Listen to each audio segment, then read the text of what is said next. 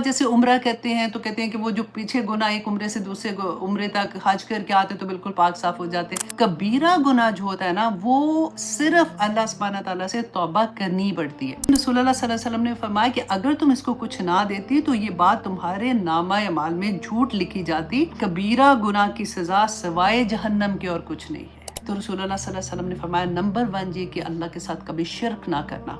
Number 2 ये फरमाया है कि माँ बाप की नाफरमानी ना करना। नंबर 3 ये फरमाया है कि झूठ ना बोलना और झूठी गवाही ना देना। अगर फॉर एग्जांपल भाभी और माँ में कोई मिसअंडरस्टैंडिंग होगी तो हम सोचेंगे कि लो अम्मी का तो साथ देना ही देना है और हम झूठी गवाही झूठी बात कह दें कि नहीं नहीं अम्मी ऐसे नहीं, उन्होंने ऐसे नहीं किया था या उन्होंने ऐसे नहीं कहा था। सच बोलना नेकी की तरफ ले जाता है, नेकी से ईमान में इजाफा होता है और ईमान जन्नत में ले जाता है।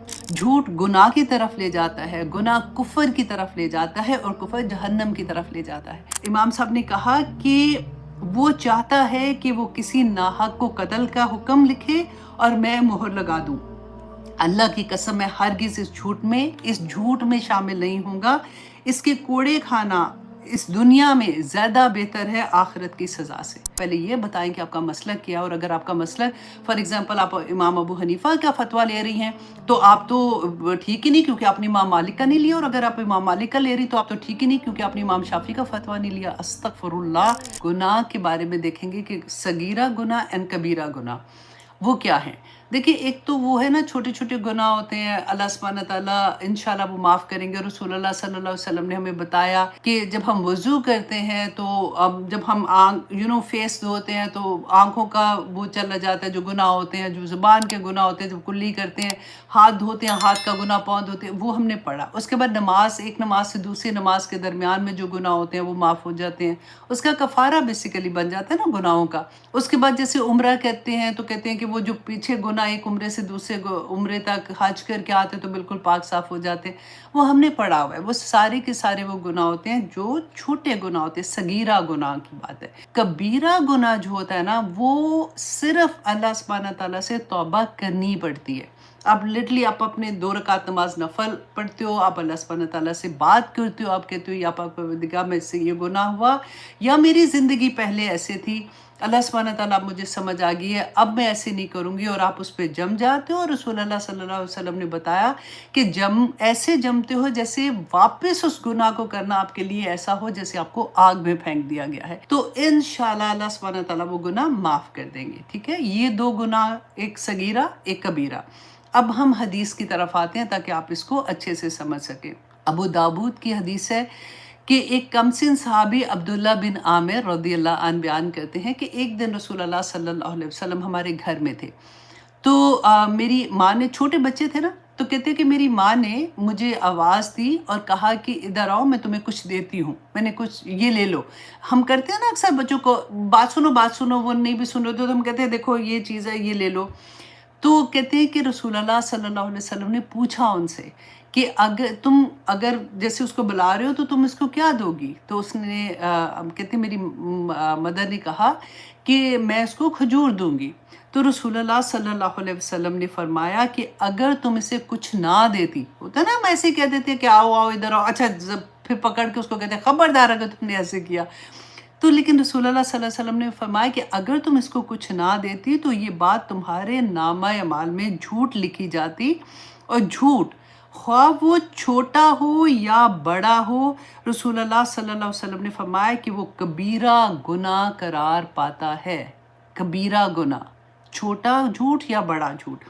और फिर याद है कि कबीरा गुनाह की सज़ा रसूलुल्लाह ने फरमाया था सल्लल्लाहु अलैहि वसल्लम कि याद रखो कि कबीरा गुनाह की सज़ा सिवाय जहन्नम के और कुछ नहीं है। अल्लाह अकबर।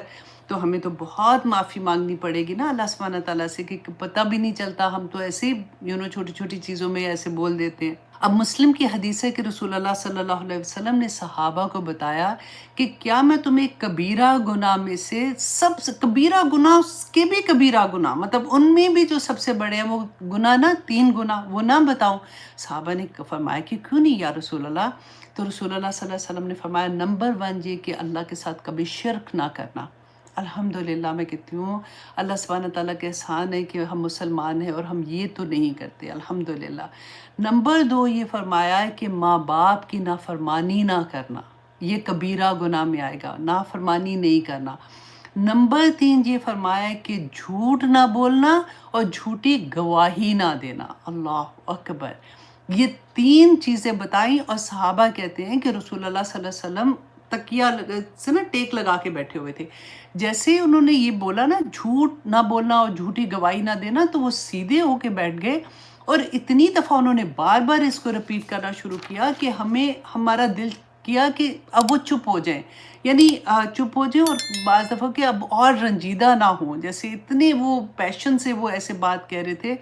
तो देखिए कई दफ़ा ऐसा होता है गवाही देने का हमारे ज़हन में तो होता है ना, हमने कौन-सी अदालत में जाके गवाही देनी है। लेकिन कई दफ़ा देखो घरों में, अल्लाह अकबर, ऐसा हो जाता है कि अगर फ़ॉर एग्ज़ाम्पल भाभी और माँ में कोई मिसअंडरस्टैंडिंग होगी तो हम सोचेंगे कि लो अम्मी का तो साथ देना ही देना है और हम झूठी गवाही, झूठी बात कह दें कि नहीं-नहीं अम्मी ऐसे नहीं, उन्होंने ऐसे नहीं किया था या उन्होंने ऐसे नहीं कहा था या अम्मी का ये थोड़ी ऐसे था कहने का।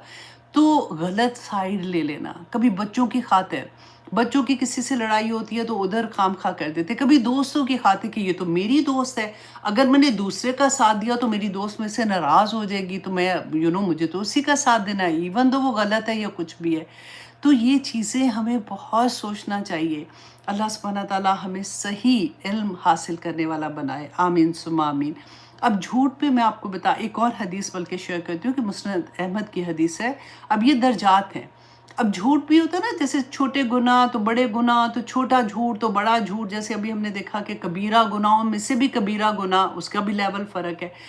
तो रसूलुल्लाह सल्लल्लाहु अलैहि वसल्लम ने फरमाया कि सच बोलना नेकी की तरफ ले जाता है, नेकी से ईमान में इजाफा होता है और ईमान जन्नत में ले जाता है।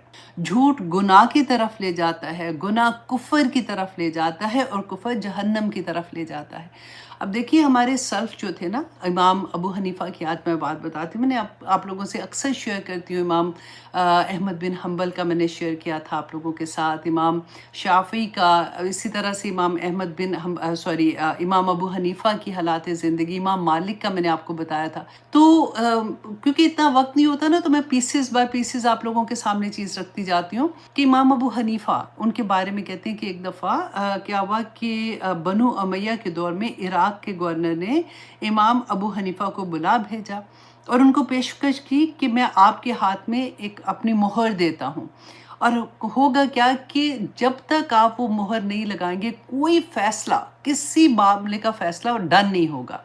तो इमाम अबू हनीफ़ा ने इनकार कर दिया। अब उसको तो बहुत गुस्सा आया कि मैं तो इतना बड़ा ओहदा पेश कर रहा हूँ इनको। अब अंदर से उसकी जो चालाकी थी वो अब तो नहीं ज़ाहिर कर रहा था ना, लेकिन इमाम अबू हनीफ़ा को तो समझ आ रही थी। तो इमाम जब उन्होंने इनकार किया तो उसको डराने के लिए उन्होंने कहा कि अगर तुम इनकार करते हो, ये ओहदा नहीं लेते, तो तुम्हें जेल की सज़ा होगी और तुम्हें कोड़े की सज़ा मिलेगी। अब इमाम साहब के जो जानने वाले थे, वो भी दूसरे जो आलिम दीन थे, उन्होंने उनको समझाया कि देखें ये बहुत ज़ालिम है, आप इसकी बात मान जाएँ, कोई बात नहीं, अब वरना ये तो इतनी सख्त सज़ा देगा। तो इमाम साहब ने पता क्या कहा? अल्लाह अकबर! इमाम साहब ने कहा कि वो चाहता है कि वो किसी नाहक को कत्ल का हुक्म लिखे और मैं मोहर लगा दूँ। अल्लाह की कसम, मैं हरगिज़ इस झूठ में शामिल नहीं होऊँगा। इसके कोड़े खाना इस दुनिया में ज़्यादा बेहतर है आखिरत की सज़ा से। तो उन्होंने इनकार कर दिया। उस पे इमाम साहब को उन्होंने 10 कोड़े जब लगाए ना, उन्होंने हुक्म दिया जो उसके गवर्नर ने, तो उनको गवर्नर को उनके साथियों ने बताया कि ये मर जाएंगे लेकिन ये बात नहीं ऐसे मानेंगे, ये गलत काम कभी नहीं करेंगे। उस पे कहते हैं उनको उस वक़्त रिहा कर दिया गया था, जिससे ये फिर कूफा छोड़कर मक्का आ गए थे और जब तक उमवी हुकूमत का ख़ात्मा नहीं हुआ ये वापस नहीं आए थे। तो ये ऐसे ही नहीं इनकी, जैसे इमाम अबू हनीफ़ा, इमाम मालिक, इमाम शाफ़ी, देखें मैं कई दफ़ा ये कहती हूँ आप लोगों को کہ ہم مسلک پہ کتنا لڑتے ہیں نا کہ باقاعدہ بھی ایک 4 کلاسیں ہم نے لی نہیں ہوتی یا مدرسے میں گئے نہیں ہوتے، ابھی ایک چھوٹا سا کورس کیا ہوتا ہے تو ہم تو اتنے پتہ نہیں کہاں پہنچ جاتے ہیں، اور پھر ہم باقاعدہ لڑنا شروع ہو جاتے ہیں کہ آپ پہلے یہ بتائیں کہ آپ کا مسلک کیا ہے، اور اگر آپ کا مسلک فار ایگزامپل آپ امام ابو حنیفہ کا فتویٰ لے رہی ہیں تو آپ تو ٹھیک ہی نہیں، کیونکہ آپ نے امام مالک کا نہیں لیا، اور اگر آپ امام مالک کا لے رہی تو آپ تو ٹھیک ہی نہیں، کیونکہ آپ نے امام شافعی کا فتویٰ نہیں لیا۔ استغفر اللہ! میں کہتی ہوں کبھی ان لوگوں کی، ان امام جتنے بھی ہیں، ان کی زندگیاں تو پڑھ کے دیکھیں کہ انہوں نے کیسے اپنی زندگیاں وقف کر دی تھی اسلام کے لیے۔ اگر آپ ایک کا فتویٰ لیتے ہیں اور دوسرے کا آپ سمجھتے ہیں کہ مجھے یہ زیادہ ٹھیک لگ رہا ہے، تو اٹ از پرفیکٹلی فائن۔ وہ کہ ایسی بات نہیں کہتے جو اسلام کے اگینسٹ ہے۔